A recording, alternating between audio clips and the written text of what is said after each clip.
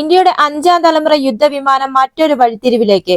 അമേരിക്കയും അതുപോലെ തന്നെ റഷ്യയും അവരുടെ അഞ്ചാം തലമുറ യുദ്ധവിമാനം ഇന്ത്യക്കായി ഓഫർ നൽകിയിരുന്നു. എന്നാൽ ഈ രണ്ട് രാജ്യങ്ങളുടെയും ഓഫർ ഇന്ത്യ ഇതുവരെയും സ്വീകരിച്ചിട്ടില്ല. റഷ്യ ആവട്ടെ അവരുടെ അഞ്ചാം തലമുറ യുദ്ധവിമാനം മാത്രമല്ല, പകരം ട്രാൻസ്ഫർ ഓഫ് ടെക്നോളജിയോടൊപ്പമാണ് ഇന്ത്യക്ക് ഓഫർ നൽകിയത്. അമേരിക്കയാവട്ടെ അവരുടെ യുദ്ധവിമാനം മാത്രമാണ് ഇന്ത്യക്ക് ഓഫർ നൽകിയത്. എന്നാൽ അമേരിക്ക ഇപ്പോൾ ലോകരാജ്യങ്ങളെയും പ്രത്യേകിച്ചും റഷ്യയെയും ഞെട്ടിച്ചുകൊണ്ട് മറ്റൊരു ഓഫർ നൽകിയിരിക്കുകയാണ് ഇന്ത്യക്കിപ്പോൾ. അമേരിക്കയുടെ എയറോസ്പേസ് ഭീമനായ ലോക്ഹീഡ് മാർട്ടിൻ ഇന്ത്യൻ വ്യോമസേനയ്ക്കും പ്രതിരോധ മന്ത്രാലയത്തിനും തങ്ങളുടെ F-35 യുദ്ധവിമാനത്തിന്റെ ഉയർന്ന തലത്തിലുള്ള ഒരു അവതരണം ഒരുക്കുന്നുണ്ടെന്ന റിപ്പോർട്ടുകളാണ് ഇപ്പോൾ പുറത്തു വരുന്നത്. ഈ അമേരിക്കൻ കമ്പനിയുടെ US ആസ്ഥാനത്ത് നിന്നുള്ള മുതിർന്ന എക്സിക്യൂട്ടീവുകൾ ബ്രീഫിംഗിനായി ഇന്ത്യയിലേക്ക് എത്തുന്നു. ഇന്ത്യയുടെ ഇപ്പോൾ നിലവിൽ നടന്നുകൊണ്ടിരിക്കുന്ന മൾട്ടി റോൾ ഫൈറ്റർ എയർക്രാഫ്റ്റ് സംഭരണ പ്രക്രിയയിൽ F-35 വാഗ്ദാനം ചെയ്യാൻ ലോക്ഹീഡ് മാർട്ടിൻ വിമുഖത കാണിച്ചിട്ടുണ്ട്. സാങ്കേതിക കൈമാറ്റത്തിനും ഇന്ത്യക്കുള്ളിൽ ഒരു പ്രാദേശിക ഉൽപാദന ലൈൻ സ്ഥാപിക്കുന്നതിനുമുള്ള MRFA ടെൻഡറിന്റെ ആവശ്യകതകളിൽ നിന്നാണ് ഈ വിമുഖത എന്നാണ് നിരീക്ഷകർ പറയുന്നത്. പകരം കമ്പനി ഒരു വിദേശ സൈനിക വിൽപ്പന കരാറിനെയാണ് അനുകൂലിക്കുന്നത്. ഈ വിദേശ സൈനിക വിൽപ്പന കരാർ അഥവാ FMS കരാർ എന്നത് US പ്രതിരോധ വകുപ്പ് നിയന്ത്രിക്കുന്ന ഒരു നേരിട്ടുള്ള ഗവൺമെന്റ് ടു ഗവൺമെന്റ് ഇടപാടാണ്.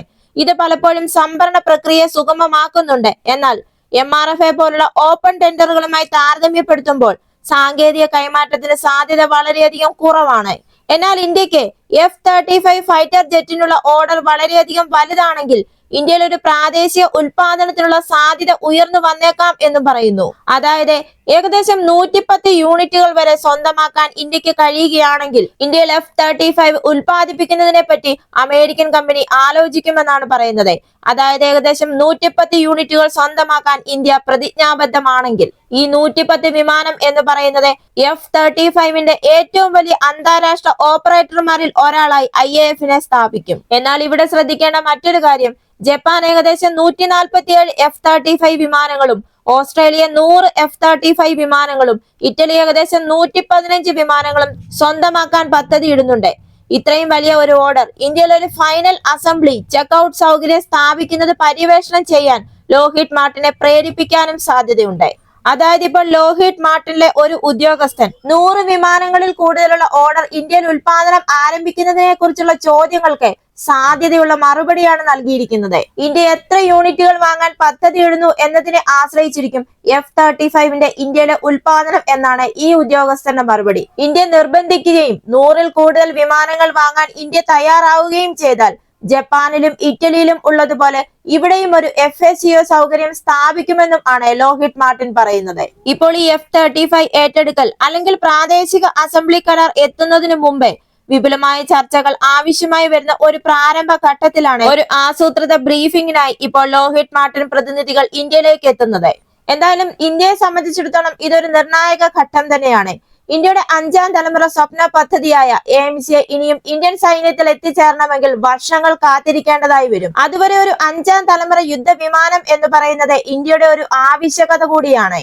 ഇന്ത്യ ഇപ്പോൾ അമേരിക്ക വാഗ്ദാനം ചെയ്തിരിക്കുന്ന ഈ F-35ൽ ശ്രദ്ധ കേന്ദ്രീകരിക്കുമോ അതോ ഇന്ത്യയുടെ സ്വന്തം അഞ്ചാം തലമുറ പദ്ധതിയുമായി മുന്നോട്ട് പോകുമോ? ഈ അഞ്ചാം തലമുറ പദ്ധതിയിലും ഇന്ത്യക്ക് വെല്ലുവിളിയായി നിൽക്കുന്നത് അതിന്റെ എഞ്ചിന്റെ വികസനമാണ്. എന്നാൽ ഇന്ത്യ ചൈനയിൽ നിന്നും പാകിസ്ഥാനിൽ നിന്നും ഉയർന്നു വരുന്ന വെല്ലുവിളികൾക്കിടയിലും ഇന്ത്യ അഞ്ചാം തലമുറ തദ്ദേശീയ യുദ്ധവിമാനമായ അഡ്വാൻസ്ഡ് മീഡിയം കോമ്പാക്ട് എയർക്രാഫ്റ്റ് അഥവാ AMCയെ വികസിപ്പിക്കുന്നതിൽ സജീവമായി ഏർപ്പെടുന്നുമുണ്ട്. ചൈനയുടെ J-20യും J-35യും അഞ്ചാം തലമുറ ജെറ്റുകൾ സമീപ ഭാവിയിൽ പാകിസ്ഥാന് വിതരണം ചെയ്തേക്കാനുള്ള സാധ്യതയുമുണ്ട്. അതുവഴി ഇന്ത്യയുടെ വ്യോമശേഷി വർദ്ധിപ്പിക്കാനുള്ള സമ്മർദ്ദം ശക്തമായി വരികയാണിപ്പോൾ. 2030 ആകുമ്പോഴേക്കും പീപ്പിൾസ് ലിബറേഷൻ ആർമി എയർഫോഴ്സ് തങ്ങളുടെ വിമാനങ്ങളുടെ എണ്ണം ഗണ്യമായി വികസിപ്പിക്കുമെന്നും ഇത് ഇന്ത്യൻ വ്യോമസേനയുടെ മുഴുവൻ യുദ്ധവിമാന ശേഖരത്തെക്കാളും കൂടുതലായിരിക്കും എന്നുമാണ് പറയുന്നത്.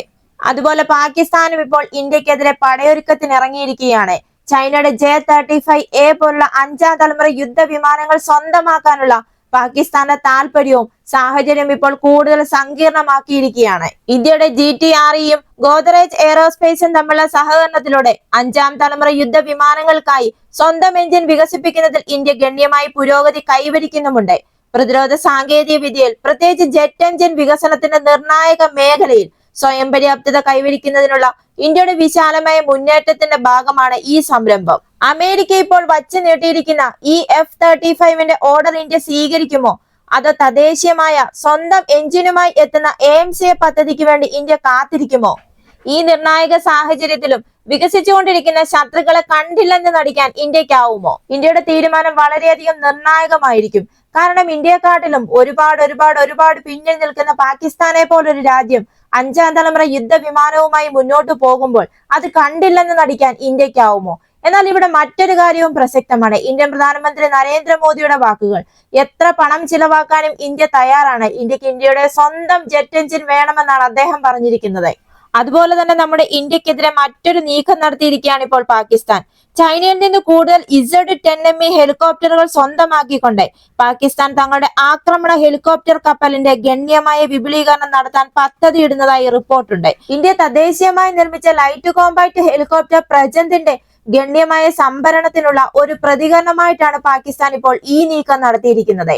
അതായത് പാകിസ്ഥാൻ ഇപ്പോൾ ചൈനയുടെ ഈ ഹെലികോപ്റ്ററുകൾ വാങ്ങുകയും ഇത് മാത്രമല്ല നൂതന തുർക്കി ആയുധ സംവിധാനങ്ങൾ ഉപയോഗിച്ച് ഇത് സജ്ജീകരിക്കുന്നതിനുള്ള ഓപ്ഷനുകളുമാണ് പാകിസ്ഥാൻ ഇപ്പോൾ പര്യവേഷണം ചെയ്യുന്നത്. 2024 ജൂണിൽ ഇന്ത്യയുടെ പ്രതിരോധ മന്ത്രാലയം 156 പ്രജന്ത് യൂണിറ്റുകൾ ഏറ്റെടുക്കുന്നതിനുള്ള പ്രക്രിയ ആരംഭിച്ചിരുന്നു. ഇതിൽ 90 എണ്ണം ഇന്ത്യൻ സൈന്യത്തിനും 66 എണ്ണം ഇന്ത്യൻ വ്യോമസേനയ്ക്കുമായിരുന്നു. 62,000 കോടി രൂപ വിലമതിക്കുന്ന ഈ പ്രതിരോധ കരാർ 2025 മാർച്ച് 28-ന് ഇന്ത്യയുടെ CCS അംഗീകരിക്കുകയും ചെയ്തു. ഇന്ത്യയുടെ LCH പ്രജന്ത് ഒരു ശക്തമായ ആക്രമണ ഹെലികോപ്റ്റർ തന്നെയാണ്. ഫിയേഴ്സ് എന്നാണ് ഇത് അറിയപ്പെടുന്നത്. സർക്കാർ ഉടമസ്ഥതയിലുള്ള ഹിന്ദുസ്ഥാൻ എയറോനോട്ടിക്സ് ലിമിറ്റഡ് വികസിപ്പിച്ചെടുത്ത ഒരു മൾട്ടി റോൾ ആക്രമണ ഹെലികോപ്റ്റർ ആണ് പ്രജന്ത്. 5000 മീറ്റർ കൂടുതൽ ഉയരത്തിൽ പ്രവർത്തിക്കാനും വായുവിൽ നിന്ന് വായുവിലേക്കും വായുവിൽ നിന്ന് കരയിലേക്കും മിസൈലുകൾ വഹിക്കാനുമുള്ള പ്രജന്തിന്റെ കഴിവ് എടുത്തു പറയേണ്ടത് തന്നെയാണ്. പ്രത്യേകിച്ച് ലഡാക്ക്, സിയാച്ചിൻ, ഹിമാനികൾ പോലുള്ള വെല്ലുവിളി നിറഞ്ഞ ഭൂപ്രദേശങ്ങളിൽ പ്രജന്ത് ഒരു ആക്രമണകാരിയായി തന്നെ മാറും. ഇന്ത്യയുടെ വ്യോമസേനയുടെ ഈ വർധനവ് കണക്കിലെടുത്താണ് പാകിസ്ഥാൻ ഇപ്പോൾ ചൈനയുമായുള്ള സൈനിക ബന്ധം ശക്തിപ്പെടുത്തുന്നത്. ഇതുകൊണ്ടാണ് ഇപ്പോൾ പാകിസ്ഥാൻ ചൈനയുടെ പക്കൽ നിന്നും Z-10ME ഹെലികോപ്റ്ററുകൾ വാങ്ങാൻ പോകുന്നു.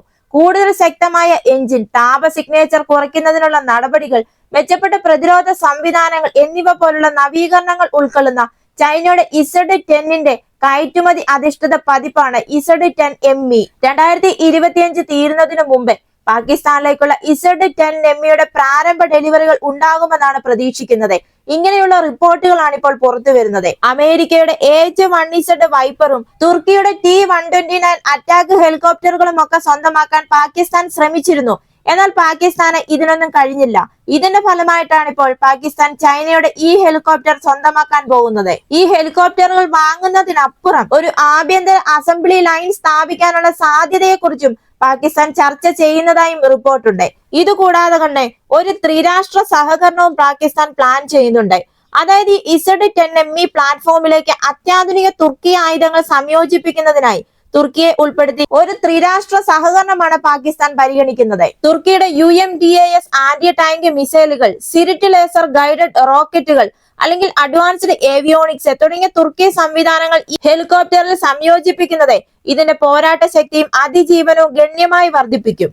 ഈ ചൈനയുടെ Z-10ME എന്ന് പറയുന്നത് 800 കിലോമീറ്റർ പോരാട്ട ശ്രേണിയും ഏകദേശം 1500 കിലോഗ്രാം ആയുധ പേലോഡ് ശേഷി ഇതിനുണ്ട്.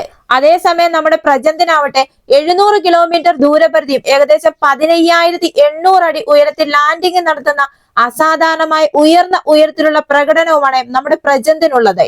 ഇന്ത്യ 156 പ്രജന്ത് ഹെലികോപ്റ്ററുകൾ ഉൾപ്പെടുത്തുമ്പോൾ പാകിസ്ഥാൻ 30 യൂണിറ്റിലധികം Z-10ME ഉൾപ്പെടുത്താനാണ് പദ്ധതിയിടുന്നത്. ഇതുപോലുള്ള പ്രതിരോധ വാർത്തകൾ അറിയുന്നതിന് വേണ്ടി മറക്കാതെ തന്നെ ഈ ചാനൽ ഒന്ന് സബ്സ്ക്രൈബ് ചെയ്യുക. ഈ വീഡിയോ ഇഷ്ടമായെങ്കിൽ ഒരു ലൈക്ക് തരിക. അടുത്ത വീഡിയോയുമായി വീണ്ടും കാണാം.